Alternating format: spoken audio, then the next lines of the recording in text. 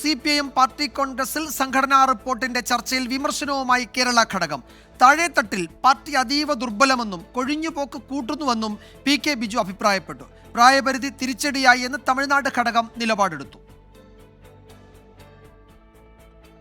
ദേശീയ തലത്തിൽ പാർട്ടിയുടെ സംഘടനാ ചിത്രം വിശദീകരിച്ചുകൊണ്ടാണ് സംഘടനാ റിപ്പോർട്ടിലെ ചർച്ചയിൽ കേരളത്തിൽ നിന്നുള്ള അംഗം PK ബിജു സംസാരിച്ചത്. താഴെത്തട്ടിൽ പാർട്ടി അതീവ ദുർബലം, കൊഴിഞ്ഞുപോക്ക് ഗുരുതരമാണ്. പല സംസ്ഥാനങ്ങളിലും അംഗത്വം കുറയുകയാണ്. കേരളത്തിൽ ഉൾപ്പെടെ ഈ പ്രശ്നമുണ്ട്.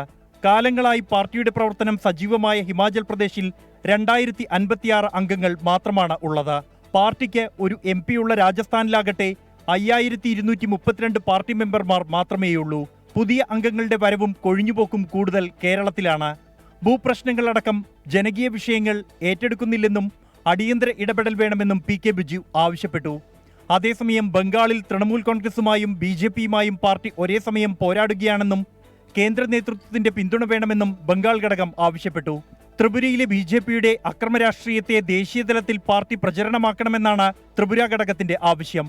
പ്രായപരിധി നടപ്പാക്കിയത് ജില്ലാ കമ്മിറ്റികളിലും താഴെത്തട്ടിലും പ്രതിസന്ധി ഉണ്ടാക്കുന്നുവെന്നാണ് തമിഴ്നാട് ഘടകത്തിന്റെ നിലപാട്.